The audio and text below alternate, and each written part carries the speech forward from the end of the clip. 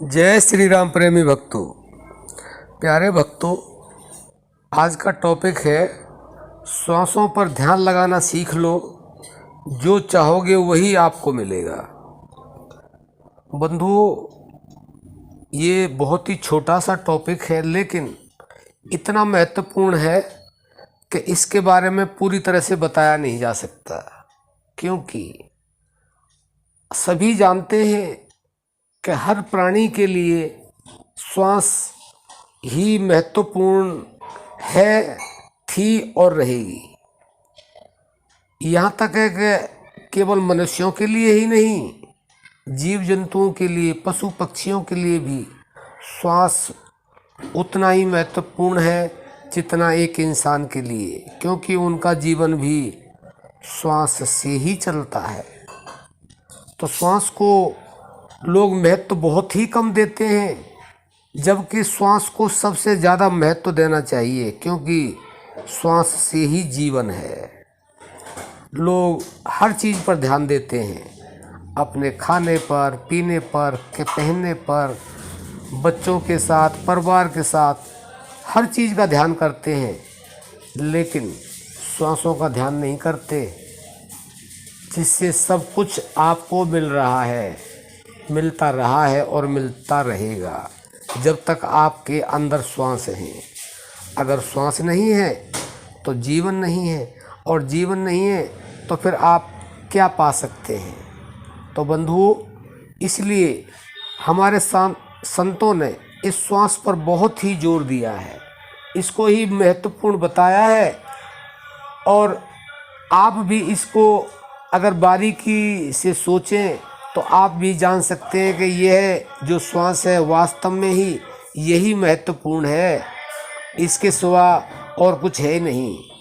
और यह श्वास राजा के लिए भी और रंक के लिए भी बिल्कुल बराबर है, चाहे कोई निर्धन हो, चाहे धनवान हो, चाहे कोई रूपवान हो, चाहे कुरूपवान हो, सबके लिए श्वास ही महत्वपूर्ण है। लेकिन इंसान दुखी रहता है और परेशान भी होता है और रोता भी है, लेकिन जिससे उसको सुख मिले, संतोष मिले, हर चीज़ की सुविधा मिले, हर चीज़ उसे प्राप्त हो, उसके बारे में सोचता ही नहीं। तो बंधुओं, श्वासों के बारे में केवल सोचना नहीं है, श्वासों का ध्यान करना सीखना है। श्वासों का ध्यान करना कैसे सीखना है, ये भी हमारे संतों ने बताया हुआ है, समझाया हुआ है और लिखा हुआ है। तो हम भी थोड़ा सा आपको बता देते हैं। तो अगर आपने श्वासों का इस तरह से ध्यान करना सीख लिया तो आपको सब कुछ प्राप्त होगा, हर क्षेत्र में सफलता मिलेगी। ऐसा कोई क्षेत्र ही नहीं है कि श्वासों का जो ध्यान करते हैं उनको सफलता ना मिली हो।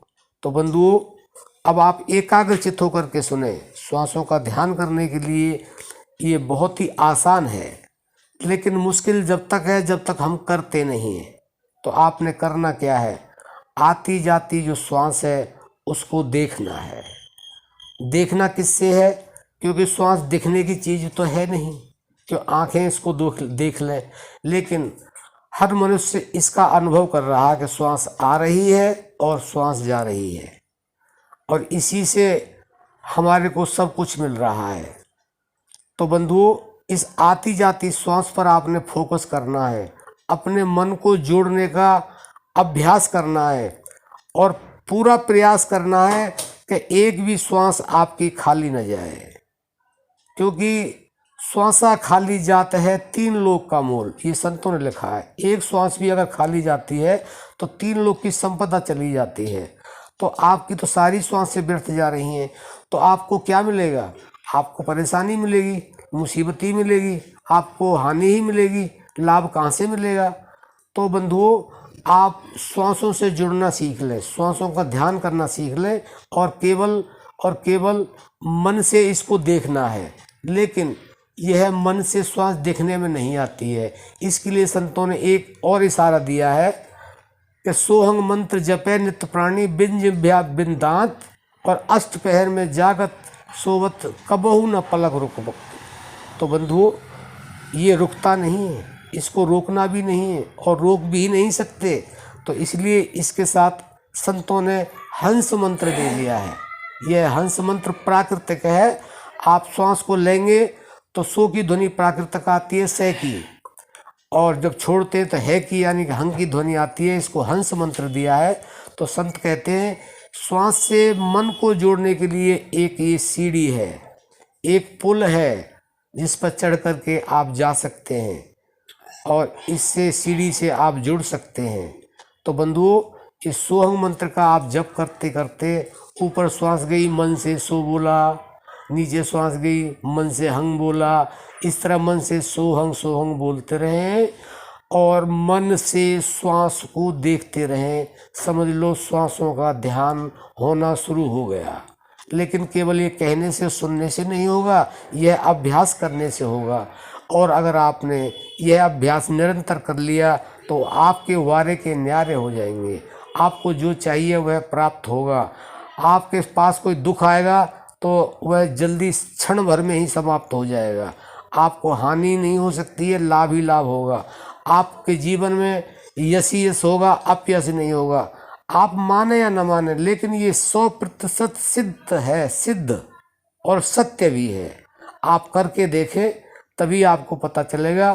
क्योंकि बंधुओं, ये संतों ने यही किया है और कुछ किया ही नहीं है। उन्होंने जो शुरुआत की है श्वासों के से जुड़ने की, ये सोहंग से ही की है। ये हमारे ग्रंथों में भी लिखा हुआ है और संतों ने बोला भी है कि सोहंग जो है वह शब्द परमात्मा है, जिसके लिए उन्होंने स्पष्ट लिख दिया है कि जाकी महिमा नित्य भजे वेद शारदा शेष, और सोहंग शब्द परमात्मा भेद भ्रम नहीं लेस, यानी कि इसके अंदर भेद भ्रम लेस मात्र भी नहीं है।